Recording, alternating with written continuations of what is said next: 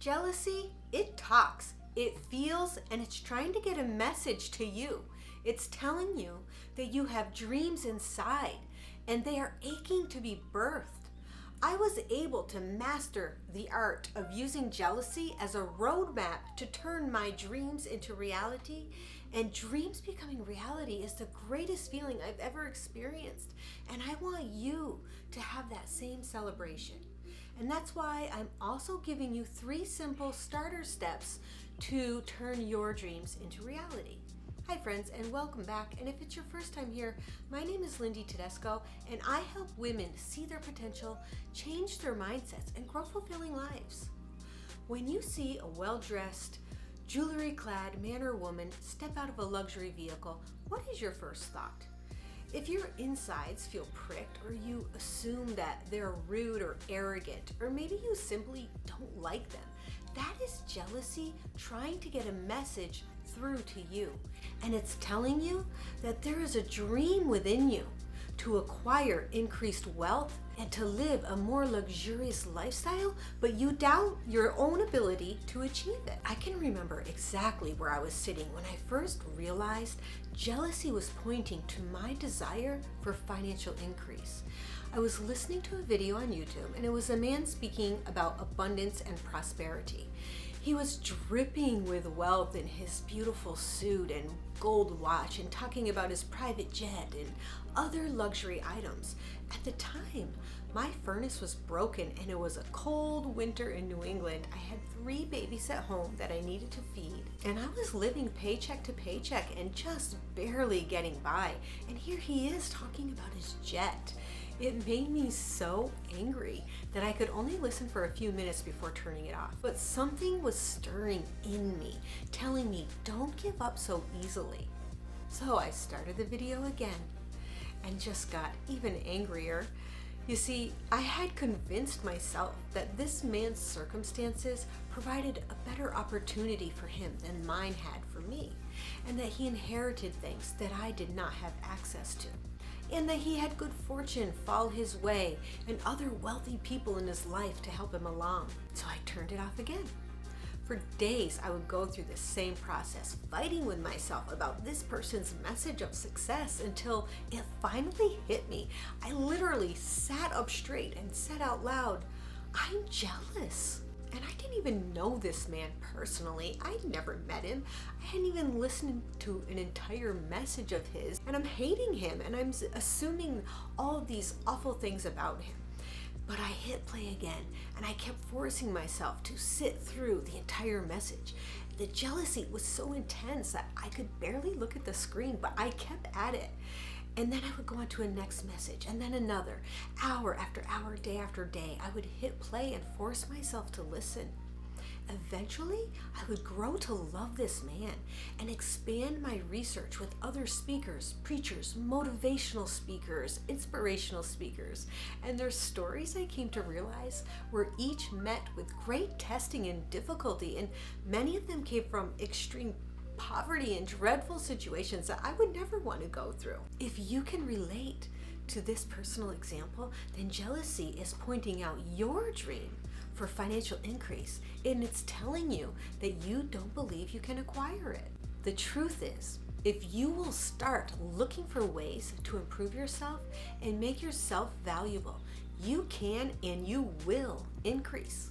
If you'll take this next step, you will literally feel jealousy lift off of you, and you will also begin to think of ways to improve yourself, your skills, no matter where you come from, who your parents are, or what happened in your past.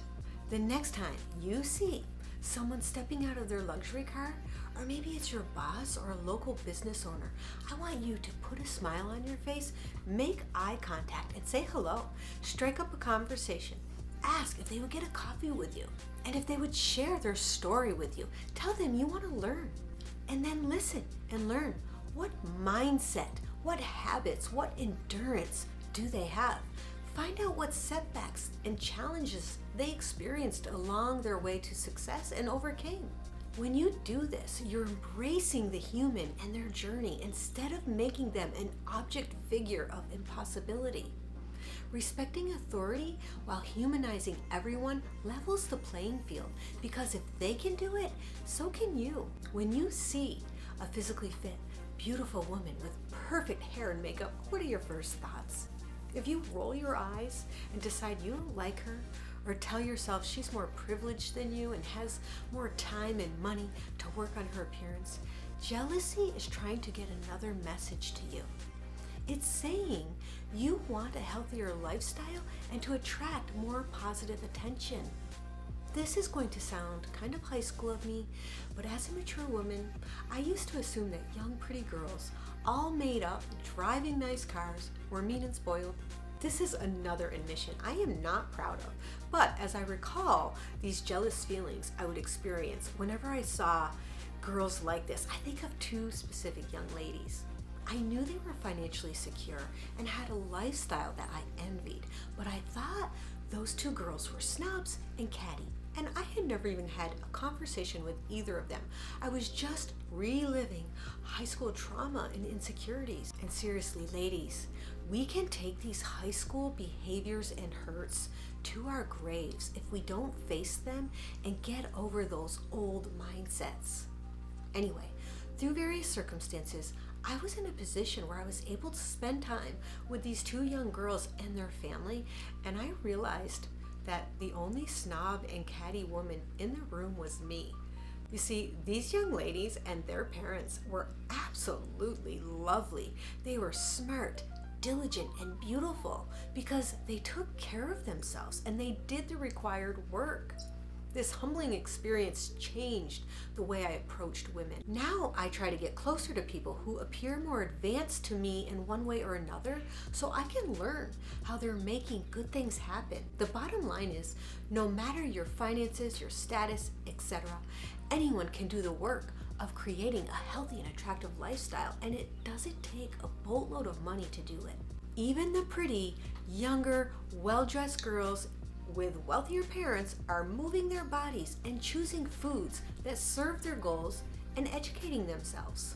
There's no difference for me, and there's no difference for you. To uncover your inner health goddess, I want you to decide on one adjustment to your diet and add one exercise movement to your daily routine. Something that will start moving you to her.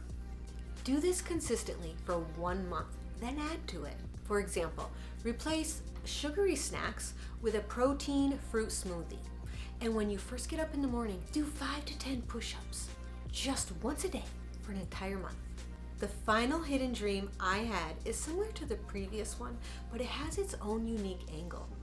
And I'm excited to share this route because it shows how we truly are the masters of our fate and the captain of our soul, as William Ernest Henley eloquently stated in his famous poem Invictus. This means our outward circumstances, no matter how good or bad, do not define you. You can make the choice to persevere, change, and decide how your story is going to unfold. Okay, see if you relate to this one. If you see a woman who exudes elegance and class, and you have judgmental thoughts without even knowing her personally, then the green monster is pointing to another dream within your heart. This jealousy reveals your desire to be graceful and elegant, but you believe that grace and elegance is something you're born into, and you're powerless to achieve it. Remember, I am not judging you. I'm sharing my personal experience, and this one is my current favorite dream in progress, and it's not going to be what you expect, so just keep listening. You see, there was a point in my dream building process where I opened a business, and I had a couple of ladies who at the time had the financial freedom to help me during the day. One of these lovely ladies I had severely judged in the past when I was hopeless and wallowing in self-pity. I was jealous of her because she had money without effort. She was classy, she was bold, elegant, and outgoing socially. She would set lovely dinner tables with fancy dishes and artistically arranged meals and share photos of them on social media. And I told myself she was shallow and vain. Again, this is embarrassing to admit, but it's the truth. And it was pure jealousy. But as I got to know her on a personal level, I learned that she was kind, giving, and a hard worker, and she was really sharp, and she had something that I needed.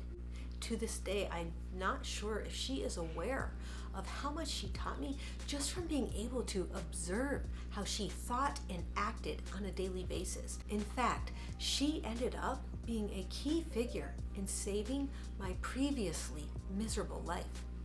What I came to realize is that being classy and elegant isn't shallow at all. Her ability and creativity in setting those beautiful tables and making gorgeous meals, I learned, is an act of giving with extreme thoughtfulness and care. I learned how generous and thoughtful she was, and she became someone I looked up to and wanted to emulate, not because I need other people to think I'm of a particular social status, but because I want to have the same beautiful and generous soul that she has. When someone takes the time to invest hard-earned finances and to create a lovely atmosphere in a meal, they are telling themselves and those that they welcome into their homes and their lives that they're valuable and they're worth extra effort.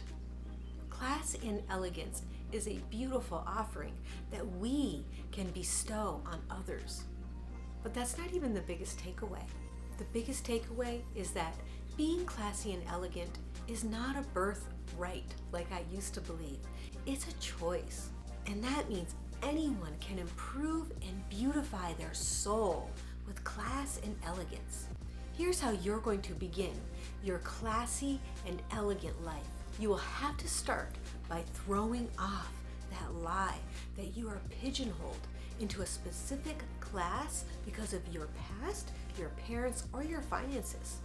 Then make the decision to be classy and elegant by letting go of the negative assumptions about others and begin the learning journey. Watch videos, study, educate yourself. How do classy and elegant women think and act? And remember, your beliefs create who you are, not where you're born. If this video helped you, then you should check out this one. It will grow the self-confidence that elegant and classy women like you carry.